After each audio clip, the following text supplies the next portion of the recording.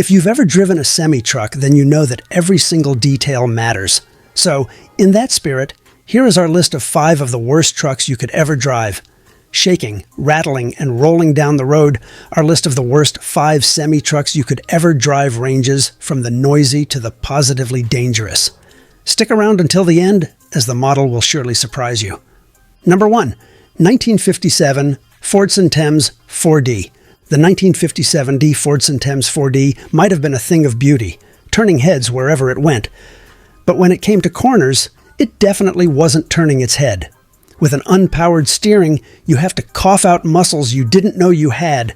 Let's talk about power, or the lack thereof. The Thames 4D came with a measly 3.6-liter diesel engine that struggled to push out a whopping, wait for it, 60 horsepower. Yeah, you heard that right. 60. That's less than some modern lawnmowers. Trying to haul a full load with this thing was like asking a chihuahua to pull a sled.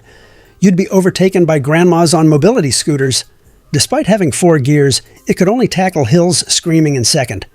Even thinking about shifting to third was futile, because by the time you tried, the truck had almost stopped moving. As for the dynamo charging system, well, let's just say it barely did its job. There also were reports that the driver's side windscreen would casually pop open when it rains, making visibility another battle. Add in a fixed seat that offered no adjustment, and a clutch so heavy it practically needed 2 feet to operate, and you had a real challenge on your hands. Revving the engine while downshifting? Almost impossible.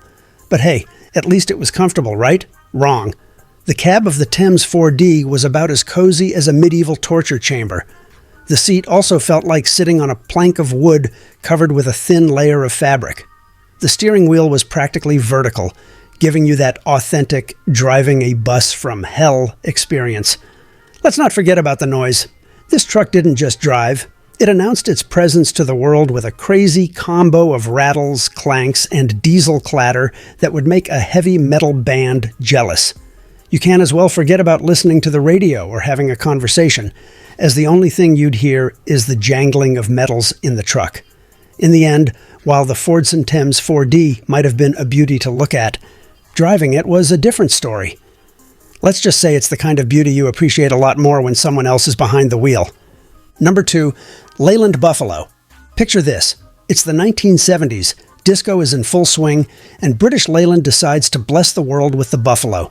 Spoiler alert, it was about as welcome as a flat tire in the middle of nowhere. To start with, the Buffalo came with a Gardner 6LXB engine that pumped out a measly 180 horsepower. Mechanics hated the infamous fixed-head 500 engine, which was notorious for its frequent failures. As for the clutch pedal, it required the strength of an athlete just to press it, and engaging a starting gear felt like the truck needed a written request in advance. Shifting through the uncooperative gearbox was practically a dark art. Making any unnecessary gear change is something to be avoided. In fact, the Buffalo had more breakdowns than a soap opera character that drivers would joke that the best feature of the Buffalo was the view of other trucks passing them while they waited for roadside assistance. It spent so much time in the garage that mechanics started charging rent.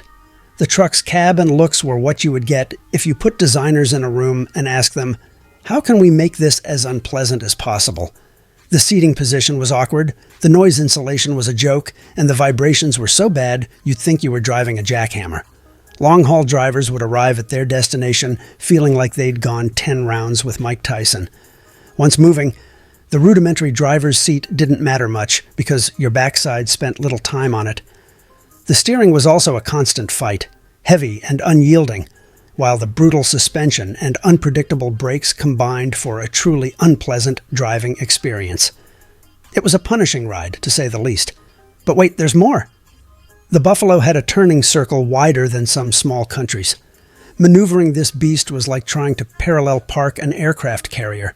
And to add insult to injury, the Buffalo was about as aerodynamic as a brick wall. It was essentially a utilitarian steel box with the aerodynamics of a brick and noise levels that could cause tinnitus. In conclusion, the Leland Buffalo was the truck equivalent of a bad blind date. Unreliable, uncomfortable, and something you'd never want to be seen with in public. It's no wonder that most of these trucks ended up in the scrapyard faster than you can say transmission failure. Disagree with our choices? Use the comment section at the bottom of the story to have your say. And don't forget to subscribe for more content. Number 3. Volvo FLC. Before Volvo gained its reputation for great cars, and before they teamed up with Renault and adopted the highly successful Midlum platform for its lighter trucks, the Swedish manufacturer made several failed attempts to break into the 7.5-ton market. With the FLC, let's just say they really dropped the ball with this monstrosity. First off, let's talk about comfort. Or should I say, the complete lack thereof. The FLC's cab was about as cozy as an underground cave, with a seat that felt like it was stuffed with rocks. The suspension was also so bad that you'd feel every pebble on the road. The result of this cab, with a decent Perkins Phaser 4-cylinder engine and a heavy, outdated chassis, results in some of the worst fuel economy figures you'd ever seen for a 7.5-tonner. This gas guzzler drank diesel faster than a frat boy at a keg party. You could practically see the fuel gauge moving as you drove. Trucking companies quickly realized that owning an FLC was like having a black hole in their budget. The FLC was also very unreliable, as it broke down more often than a Hollywood celebrity's marriage. Electrical issues, transmission problems, you name it. This truck had it all. Mechanics loved the FLC because it kept them in business. But drivers? Many of them would rather walk cross-country than deal with this rolling disaster. But wait, there's more. The visibility from the driver's seat was about as good as looking through a keyhole. You also have blind spots that feel more like blind canyons.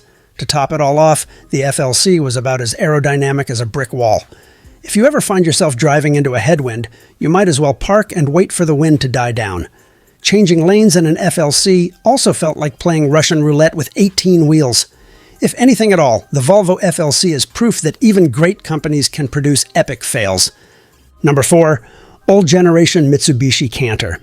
If you've never had the pleasure of driving one of these beasts, consider yourself lucky.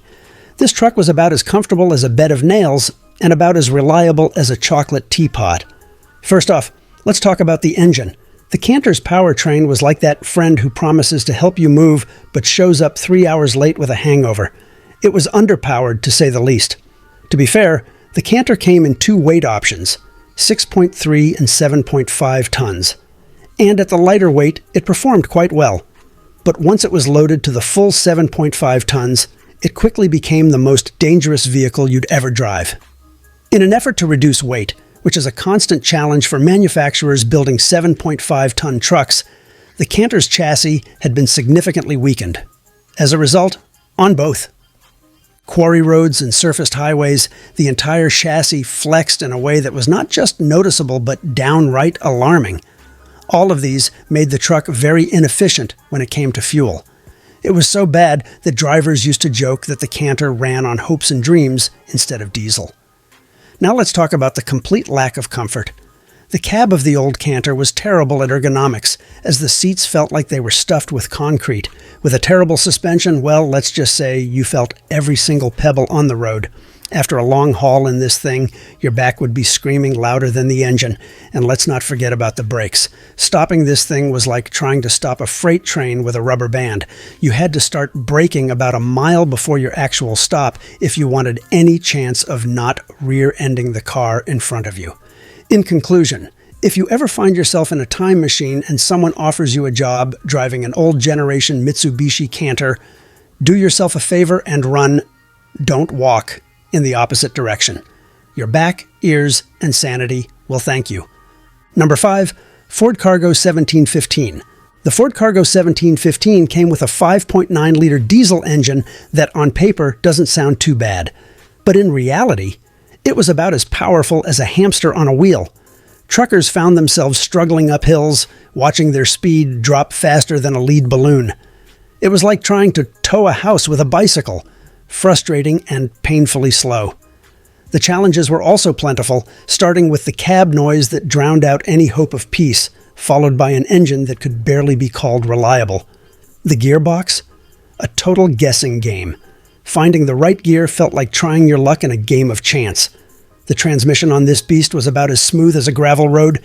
Shifting gears felt like you were arm wrestling a gorilla. It was clunky, unpredictable, and had a nasty habit of slipping out of gear at the worst possible moments. Nothing like losing power in the middle of a steep climb to get your heart racing.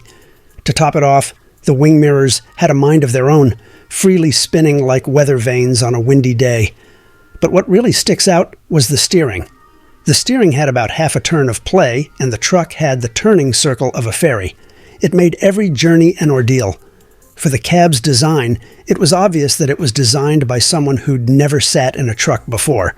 The seats were as hard as a rock, and about as comfortable as sitting on a cactus for 12 hours straight. The suspension? Well, let's just say it was like riding a jackhammer down the highway. In conclusion, the Ford Cargo 1715 was the kind of semi-truck that could make even the most seasoned trucker consider a career change. It was underpowered, uncomfortable, unreliable, and uneconomical. If you ever see one on the road today, give the driver a salute. They're either incredibly brave or incredibly unlucky. So, there it is. Our 5 worst trucks you could ever drive. I hope you never get to sit in any of them.